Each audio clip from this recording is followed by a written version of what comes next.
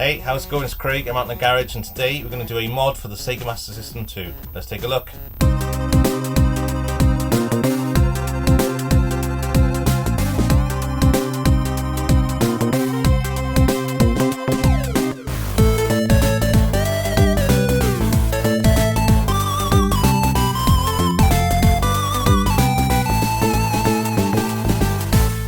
Okay, so this is the second mod on this system. As you can see, it's already got a RGB output on there, which is a great little mod and a fix to this system which was actually broken. But rather than give you all the detail on that, I'll pass over to Vince who will explain where the first video is and why it's not on my channel. Thanks, Craig. So for those of you that haven't seen me before, my name is Vince and I have a YouTube channel called My Mate Vince, and on that channel I try to fix various different things. I don't care what it is. If it's broken, I like to give it a go. And a lot of people are similar to myself, so I thought it might be quite nice to do a new series called the YouTube Fixers, which is taking YouTubers from all around the world and then doing short little videos, a kind of snapshot of their channel, trying to fix different items and putting it together in a half-an-hour episode, so maybe 3 or 4 YouTubers per episode. That way then it gives the viewers an opportunity to find other channels and also to see how different people go about fixing things. Now luckily for me, Craig was interested and he did a great video on modifying a Sega Master System, which is a system that I hold dear to my heart because I went from the Spectrum 48K over to the Sega Master System, and most of my friends had Commodore 64s, and at the time, although I didn't admit it back then, it probably was a better system than the Spectrum 48K, but then when I got the Sega Master System, all of a sudden then I felt that I had the upper hand because it was a fantastic system for the time. So Craig had a fault on his one with the RF output. It wasn't the version 1, it was the version 2 Master System. And the RF output would go from colour to black and white, back to colour, then black and white again, and also the sound would come and go. So rather than trying to fix what was already there, because the RF signal isn't the best signal that you can get out of these systems, he decided it'd be better to fit an RGB mod to it, and then from that you can output it to SCART into your TV. So he removed the RF little modulator and then he put in a breadboard with the components and did a lovely job soldering to different parts of the board to get the RGB signal out. And the way he fitted the port at the end, it looked factory. You wouldn't know that it was a modification. It just looked perfect. And of course the signal coming out of it then is much better, which means it's much more playable. So I thought he did a fantastic job. So that is the background of this little Sega Master System that Craig has, and I once again like to thank Craig for this opportunity now today, and also for coming on to the YouTube Fixers and producing a fantastic video. So thank you, Craig, and thanks to all Craig's viewers. Take care. Thanks Vince, and thank you so much for having me on YouTube Fixers. A real honour to be featured on your channel. A channel that I've watched for many years and inspired me to do a lot of these fixes myself, so thank you for that. So let's finish off this Master System. What we're going to do today is put a little switch in the back of it. That switch will allow us to switch between the PAL and NTSC regions essentially, but what it does is switches between 50Hz, which we had on PAL, and 60Hz, which they had on the NTSC. That gives you a massive difference in gameplay, so it'll speed up the sound, the gameplay. It also gives you a little bit more real estate on screen, so a big difference for such a simple mod. There are switchless mods you can do for this system, but I can't create a little switch on the back. They cost pennies to install as well, so it's really cheap. I think the switchless mod is about £10–15, but a switch is a couple of pence. So, and I've got a couple knocking around here, so why not finish this one off with a little switch on the back and install that, and I'll show you a little bit of the gameplay at the end to show you what the difference is. Cool, catch you in a sec. Okay, nice simple mod, just 3 wires and a switch to put in, but there is a cheat sheet on the website available. Link to that is in the description down below. So I'm just measuring up the barrel of the switch, and it's about 2.7. So we're going to get our Christmas tree drill bit and we're going to drill a hole to match that. Normally I'd take the motherboard right out, but because I've done the RGB mod already, it's kind of stuck in there, so I'm going to use an alcohol wipe just to protect it and keep everything nice and safe. The good thing about this drill bit is it does split the plastic out onto my mat rather than into the system, which is great. Just going to measure up and make sure that fits in there, and I can put all the board back in and everything nice and neat without anything touching.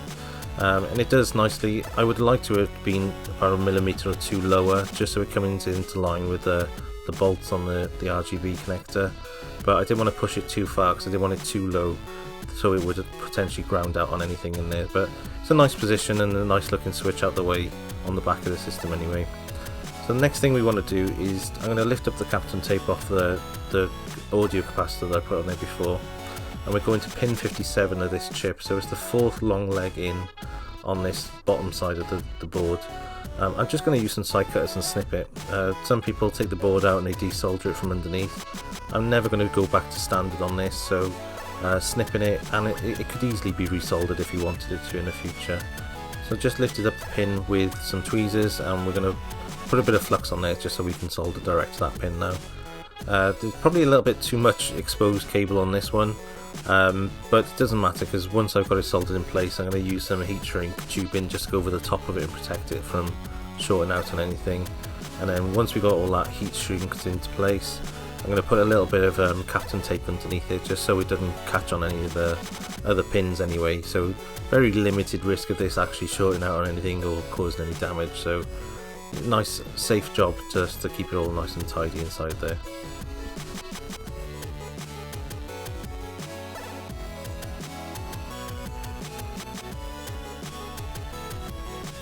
Okay, we're going to take our power and our ground from the power reg that we used for the RGB mod. Ground is in the centre and the +5 volt is on the right hand side as you're looking at it. Nice easy solder points to solder onto. You can take it from other places on the board. There's a capacitor right down by the chip that we've just soldered onto that you can take the ground from and the +5 volts, but we're already using that power reg, so we might as well use it again, and it's a nice reliable point for us to solder onto. So I'm putting the 3 cables on. The most important thing is that the data line from that chip goes to the centre, then the +5 and the ground go either side, and that just determines which way you're switching it to be 60 Hz or 50 Hz. So it doesn't really matter which side those other 2 go on to. So I'm just soldering them on, and then I'll tidy up with the side cutters just to get rid of all that excess wire you can see on there. I put a lot on there because I like to loop it through the whole of these switches and then snip it back later on once it's all in place.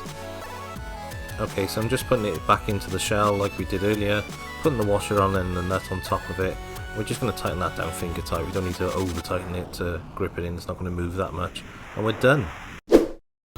Okay, so I connected up to the SCART cable that we connected before, so the RGB cable, a power cable, and to our lovely B&O Bang & Olufsen TV. So let's power him on. Okay, so we're getting that picture out, which is great. Excuse the flicker and everything on this. Okay, so that's 50 Hz mode. Now if I switch to 60 Hz mode on the back, can you hear how faster it is? If I show you this border here, how much difference it looks.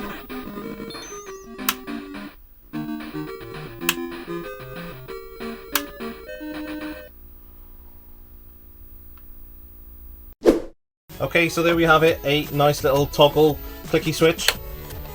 Can't fault a clicky switch on the back of your system. It's going to be tucked out of the way anyway, and that costs about £30 to install. So cheap. The 2 mods themselves, the RGB mod and that mod there, really cheap installs, really simple, really straightforward to do.